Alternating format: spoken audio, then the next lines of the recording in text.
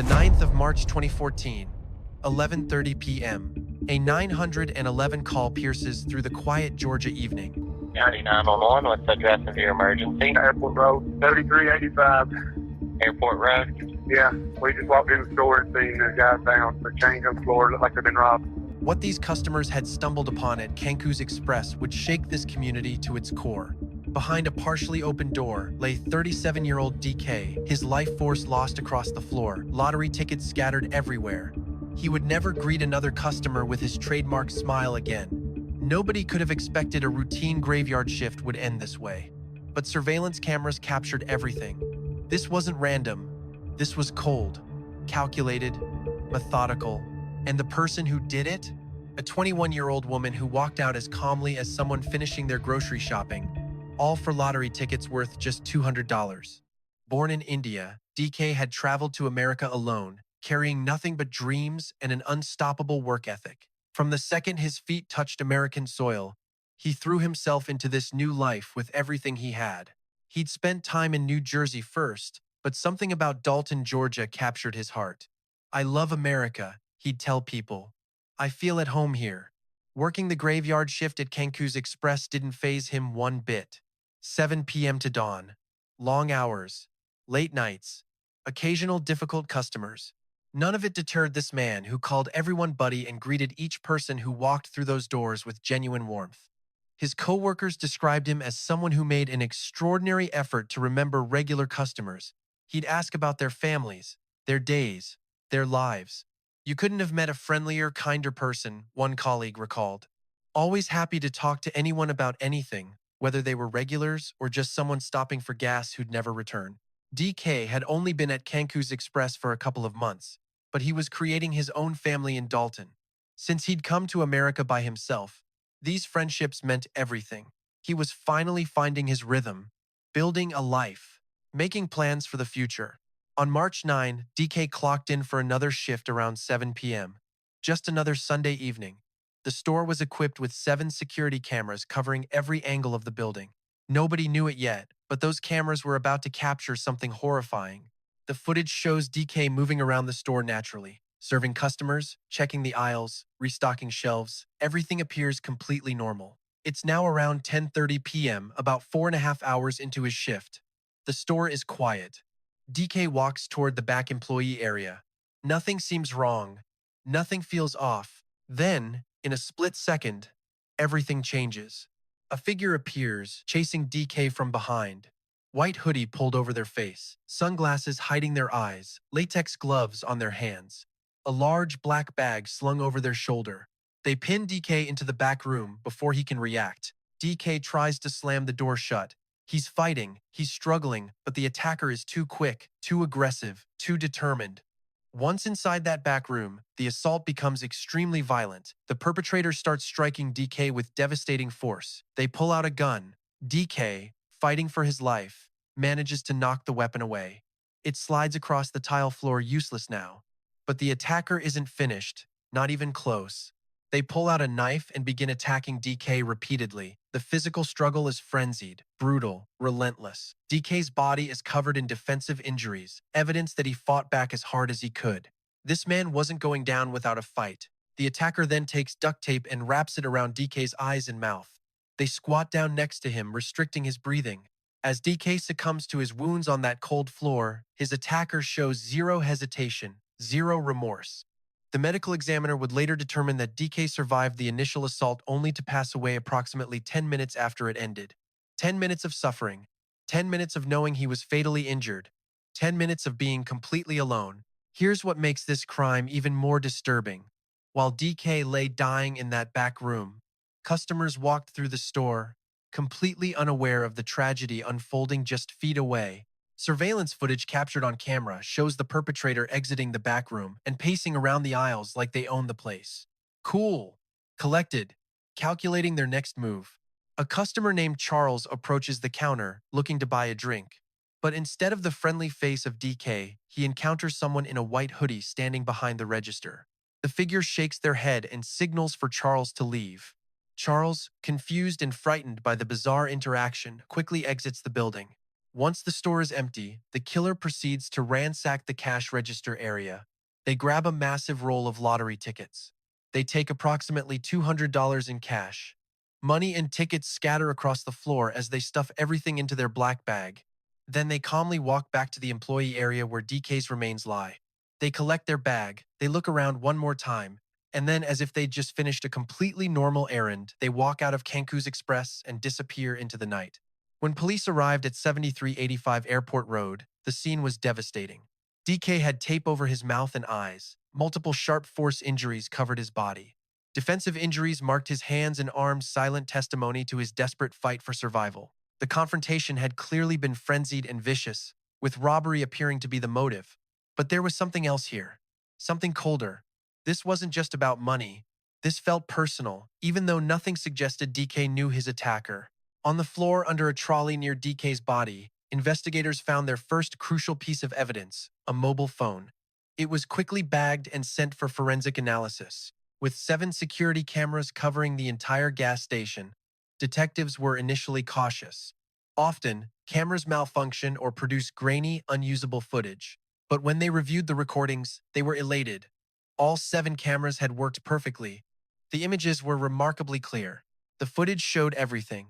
The attacker entering the bathroom in all-black clothing, then emerging in the white hoodie they'd used during the crime. The brutal assault itself caught on camera. The ransacking of the register. The calm exit. One crucial detail emerged from the footage and Charles's testimony. The person under that white hoodie was female. Charles came forward to explain what happened when he tried to buy his drink.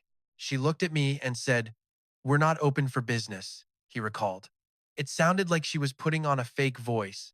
Investigators released the surveillance footage to the public, confident that someone would recognize the suspect. They were right. Just over 24 hours after DK's passing, police received an anonymous tip. The caller had a name, Sky Raven Marie Mims, 21 years old, aspiring model, wannabe rapper, dancer with big dreams. Initially, investigators were skeptical. Sky had no criminal history whatsoever. She wasn't known to authorities in any capacity. Could this really be their killer? But then they checked surveillance footage from the gas station across the street from Cancun's Express. There she was, hood down this time, her face clearly visible, and she'd used her credit card at that location. When forensic results came back on the phone found near DK's body, it belonged to Sky Mims. Everything clicked into place. A statewide manhunt immediately began. Sky's face appeared on every news channel. Her last known address was in Detroit, Michigan, but it appeared she'd been bouncing from state to state with no clear pattern. We are learning more in the stabbing death of a Whitfield County store clerk. Good evening. One news anchor reported. As the search continues for that suspect, the Cancun store owner remembers the employee as an extended member of his family. The owner's words were heartbreaking. Right now I'm lost, my mind is lost. He's always have smile in the customer, and always whenever you see him, always he smile. For 2 days, authorities searched for Sky. Finally, they located her hiding in a friend's house approximately 30 minutes from Dalton. When police knocked on the door, Sky tried to escape. She was disarrayed and unclad, screaming at officers to just shoot and kill her. "You saw what I did," she shouted. "You caught me red-handed." Officers placed her in handcuffs and covered her with a bedsheet, but Sky wasn't done causing chaos. On the drive to the police station, she somehow interfered with the handcuffs, an act that clearly unnerved the officer driving. Hey, Jeremy, Go ahead. she's doing something to herself. She took off her cuffs. 925, you're going to pull over. At the police station, Sky's first interview was bizarre. She alternated between aggressive outbursts and complete vacancy. She asked for a lawyer, then walked up to the camera in the interrogation room and started shouting and swearing directly into it.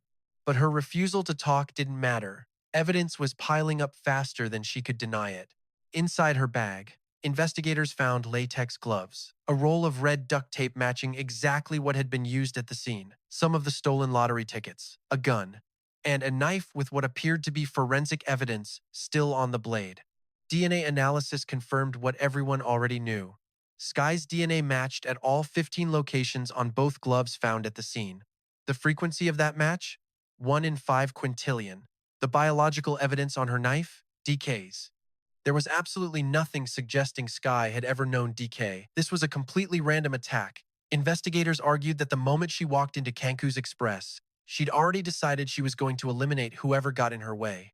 Sky Raven Marie Mims was formally charged. A grand jury indicted her on multiple counts: felony murder, 2 counts of aggravated assault, burglary, armed robbery, possession of a knife during commission of a felony, and theft by bringing stolen property into the state that stolen car she'd been driving from Michigan. Just over a year after DK's passing, Sky's trial began. The courtroom was packed. This small Georgia community wanted answers. They wanted justice. District Attorney Bert Poston laid out the case methodically. Surveillance video showed Sky casing several gas stations before the crime. The footage caught everything: the bathroom clothing change, the vicious assault, the suffocation, the robbery, the calm exit. There's a kitchen area in the store. She killed him in the kitchen, and she went back through that area to get to the register area. She cleaned out the register and took several $100s from the register. Deputies described the harrowing scene they encountered. "I saw signs of a major struggle," one testified. Significant evidence was underneath his body. Sky's attorney, Carla Marable, attempted a different strategy. She claimed Sky was naive and had followed a man from Detroit to Georgia who promised to help her music career. She suggested another woman, Keisha Jones, could have committed the crime. Keisha Jones and Sky Mims could be identical twins, Marable argued. That's how much they look alike. But the evidence was overwhelming. The DNA, the phone, the surveillance footage, the stolen items found in her possession, the forensic evidence on her knife. Throughout the trial, Sky's behavior captivated and disturbed courtroom observers. She either sat laughing or stared vacantly into space. She showed zero remorse. When people looked at her, she seemed to enjoy the attention. Friends who testified painted a disturbing picture. In recent months, Sky had become completely obsessed with winning the lottery. She was fixated particularly on tickets that could pay $500 a week for life, the exact same tickets she'd stolen from Cancu's Express. She believed if she won, she could pursue her dream of performing without worrying about money, so she decided to steal tickets instead. And she decided that anyone who stood in her way would not survive. Before sentencing, Sky was assessed by a psychologist who diagnosed her with bipolar disorder. Her attorney felt there was something more severe and undiagnosed lurking beneath the surface. Sky's father, Mario, gave an emotional statement describing their family's history of mental health issues: bipolar disorder, paranoid schizophrenia. He said Sky would tell people aliens were chasing her or that people were trying to kill her. He'd tried to get her help, tried to check her into a hospital, but she'd left quickly before stealing a car and fleeing the state. "She kind of slipped out of our hands," Mario said, his voice breaking. "We couldn't grab her, touch her, nothing." After 5 days of testimony, the jury entered deliberations. It took them less than 1 hour to return their verdict. Count 1, malice murder, guilty.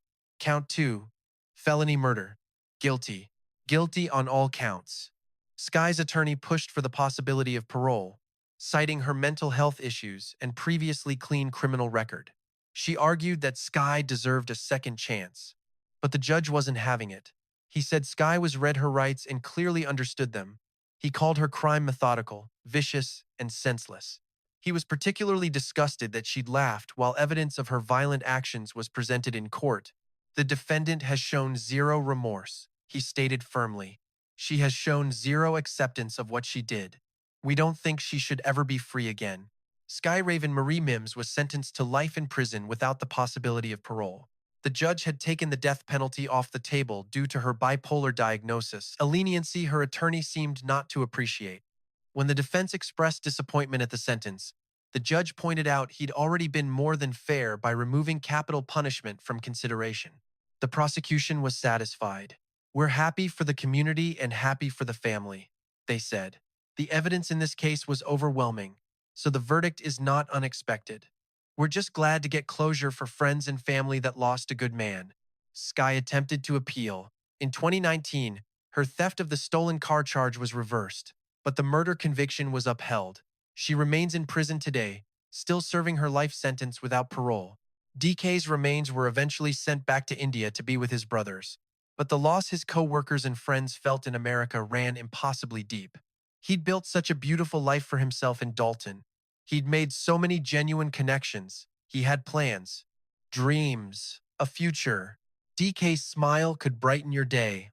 One friend remembered. He never met a stranger. He spoke to everyone. He would give you the shirt off his back if you needed it. He was so kind and had the biggest heart of anyone I know. A collection jar was set up at the entrance of Cancun's Express so people could donate to DK's family back in India. His funeral was attended by hundreds, including the detectives who'd worked tirelessly to bring his killer to justice. This case serves as a stark reminder that violence can erupt anywhere, at any time, for reasons that make no sense. A man working an honest job, trying to build a better life, was killed for lottery tickets by someone he'd never met. Someone who showed no remorse.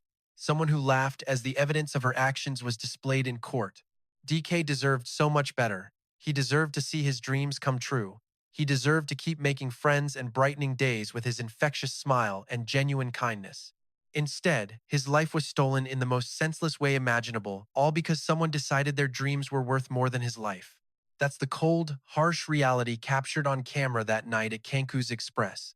A final moment that should never have happened. A good man's last shift that ended in unthinkable tragedy.